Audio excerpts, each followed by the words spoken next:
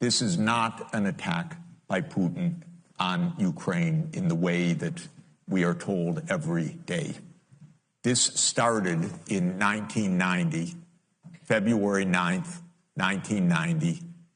James Baker III, our Secretary of State, said to Mikhail Gorbachev, NATO will not move 1 inch eastward if you agree to German unification, basically ending World War II.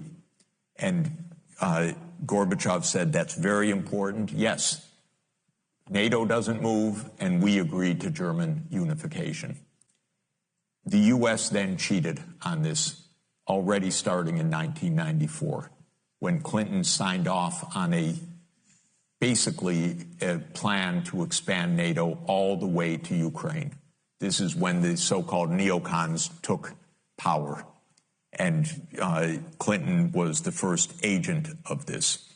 And the expansion of NATO started in 1999 with Poland, Hungary, and Czech Republic. At that point, Russia didn't much care. There was no border other than with the Königsberg, but other than that, there was no direct threat. Then the U.S. led the bombing of Serbia in 1999. That was bad, by the way, because that was a use of NATO to bomb a European capital, Belgrade, 78 straight days to break the country apart. The Russians didn't like that very much. But Putin became president, they swallowed it, they complained, but even Putin started out pro-European, pro-American, actually. He asked maybe we should join NATO when there was still the idea of some kind of mutually respectful relationship.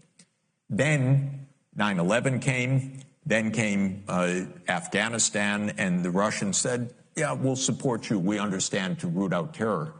But then came 2 other decisive actions. In 2002, the United States unilaterally walked out of the Anti-Ballistic Missile Treaty. This was probably the most decisive event, never discussed in this context. But what it did was trigger the U.S. putting in missile systems in Eastern Europe that Russia views as a dire, direct threat. In 2004-05, we engaged in a soft regime change operation in Ukraine. But in 2009, Yanukovych won the election, and he became president in 2010 on the basis of neutrality for Ukraine. That calmed things down because the U.S. was pushing NATO, but the people of Ukraine on the opinion polls didn't even want to be in NATO. They knew that the country is divided between ethnic Ukrainian, ethnic Russian. What do we want with this? We want to stay away from your problems. So in February 22nd, 2014, the United States participated actively in the overthrow of Yanukovych. A typical U.S. regime change operation, have no doubt about it.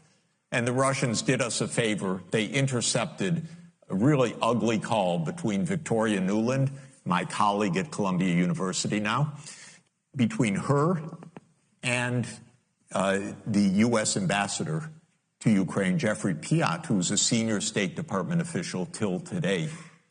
And they talked about regime change. They said, who's going to be the next government? All of this is to say, the U.S. then said, okay, now NATO's really going to enlarge. And Putin kept saying, stop. You promised no NATO enlargement.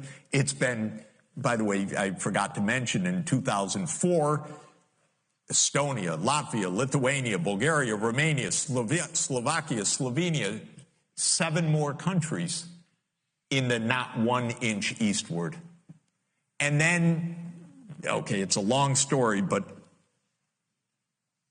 the U.S. kept rejecting the basic idea, don't expand NATO to Russia's border in a context where we're putting in goddamn missile systems after breaking a treaty. 2019, we walked out of the Intermediate Nuclear Force Treaty. On December 15, 2021, Putin put on the table a draft Russia-U.S. security agreement. You can find it online. The basis of it is no NATO enlargement. I called the White House that next week after that, begging them, take the negotiations. Putin's offered something, avoid this war. Oh, Jeff, there's not going to be a war. Announce that NATO's not going to enlarge. Oh, don't worry, NATO's not going to enlarge. I said, oh, you're going to have a war over something that's not going to happen?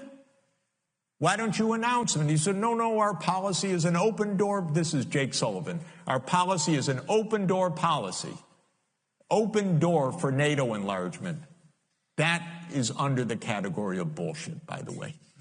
You don't have your right to put your military bases anywhere you want and expect peace in this world. They turned down the negotiations. Then the special military operation started. And 5 days later, Zelensky says, okay, neutrality. And then the United States and Britain said, no way. You guys fight on.